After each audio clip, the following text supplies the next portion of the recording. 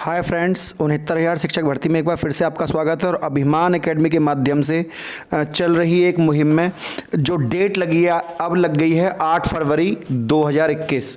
मतलब पहले जो हमें टेंटेटिव डेट मिली थी वो 5 फरवरी है।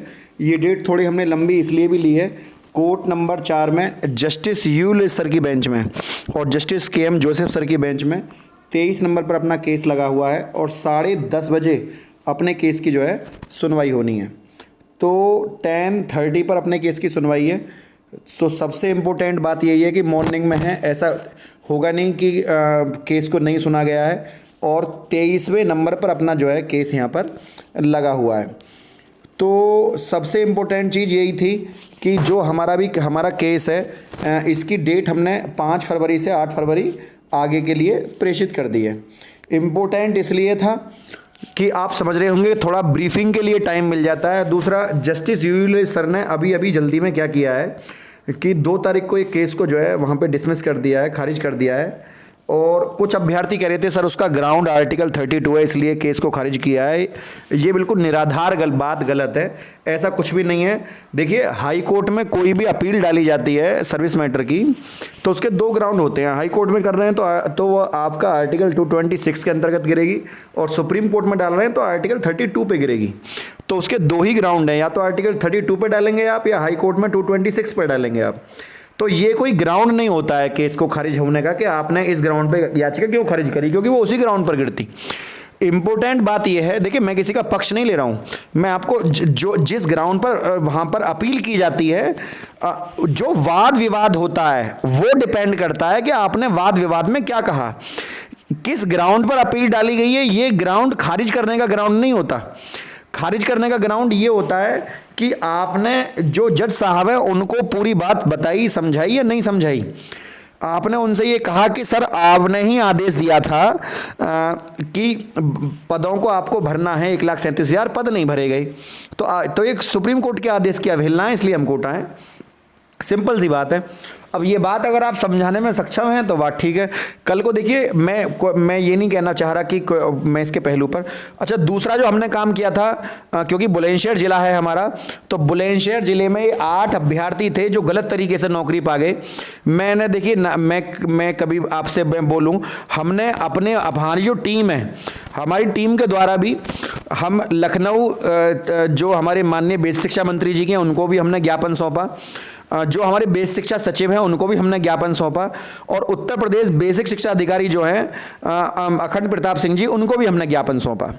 तो हम काम करने के बाद आपको बताते हैं कि हमने क्या किया।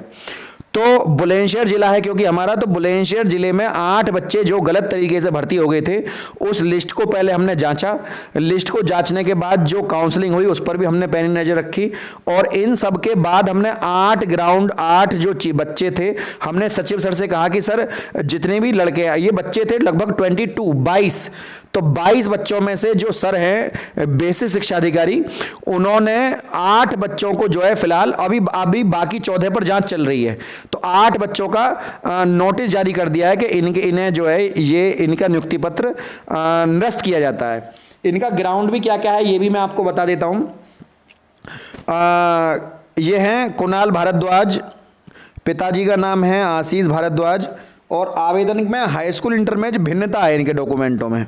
देखिए, ग्राउंड बिल्कुल जायज़ है, सबके किसी का भी ग्राउंड नाजायज़ नहीं है, क्योंकि वो स्वयं जो है बड़े ही तरीके से समझदार और हर तरीके से टेक्निकल अधिकारी हैं।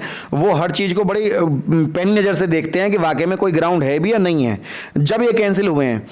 और दूसरा है सुनील गुप्ता सन ऑफ जगदीश गुप्ता, और प्रियंका चौधरी हैं सन ऑफ नरेश कुमार, और श्वेता तोमर हैं और सन ऑफ खजान सिंह, पूजा है, जयंती प्रसाद, श्वेता रानी शर्मा है, कुमारी पूजा है। तो ये 8 बच्चे हैं, नविता निवान। इनके पीछे देखिए ग्राउंड दिया हुआ है। ये जो नविता हैं इनका 8वें नंबर पर सहायक अध्यापक के पद पर कार्यरत हैं पहले से ही। जो 7वें नंबर पर रामा नानो सागर हैं, ये भी पहले से कार्यरत हैं। जो आपके श्वेता रानी शर्मा हैं, ये अभिलेखों में एक साथ 2 कोर्स करे इन्होंने, ग्रेजुएशन के साथ बीएड भी कर ली। और जो आपका 5वें नंबर पे पूजा है, दिल्ली की निवासी हैं, अपना अनुसूचित जाति का जो वो प्रमाण पत्र है उसे नहीं दिखा पाई है और जाति प्रमाण पत्र उपलब्ध नहीं था इनके पास, लेकिन उन्होंने भर दिया। श्वेता तोमर जो हैं, इनका भी जो है स्वतंत्रता सेनानी का प्रमाण पत्र भरा था, लेकिन काउंसलिंग के समय दिखा नहीं पाई है। तो ऐसे सभी बच्चे जो है, अगर आप अपने अपने ज़िले में थोड़ा सा एक्टिव हो जाएं तो हर ज़िले में 10-10 बच्चे भी अगर हुए तो 75 ज़िलों में 750 जगह खाली हो जाएंगी। और ये वो बच्चे हैं जो कहीं नौकरी पा गए हैं, पहले से ही नौकरी कर रहे हैं लोग, तो ऐसे बच्चों को हटाने में कोई प्रॉब्लम भी नहीं है क्योंकि पहले से ही नौकरी पर है। तो बड़ी सिंपल है, अपने अपने थोड़ा एक्टिव रहिए आप। मेरा आपसे यही कहना होता है कि एक्टिव रहिए, बोलिए कम और काम करिए ज़्यादा। काम करने के बाद बोलिए कि हमने ये किया, तो उसको सुनने में और कहने में मज़ा आता है। देखिए 22,000 सीटों को लेकर मेरा केस डला हुआ है। हमको जो डेट मिली है वो 8 फरवरी मिली है। मैंने आपसे पहले कह दिया, अगर हार जाए तो हार हमारी झोली में डालना और जीत जाओ तो जीत उन 22,000 बच्चों की है जिनको नौकरी मिलेगी और स्वयं मेरी भी। तो सिंपल बोलने से कोई फ़ायदा नहीं है और अपनी तैयारी में कोई कमी नहीं होनी चाहिए। इंपॉर्टेंट बात यह है, अपनी तैयारी करिए। ये इसके पीछे कम से कम भी हमें लगभग 7-8 चक्कर लगाने पड़े ऑफिस के, लेकिन ये काम हुआ कि चलो जो जायज़ बच्चे हैं उनको नौकरी। अब इनकी जगह जो 8 बच्चों को नौकरी मिलेगी वो 8 बच्चे जायज़ होंगे। जायज़ का मतलब है वैलिड नौकरी के पात्र होंगे, वो उनमें कोई कमी नहीं होगी किसी भी तरीके की, डॉक्यूमेंट में भी नहीं, और वो कहीं बेरोजगार होंगे, वो नौकरी पर नहीं होंगे।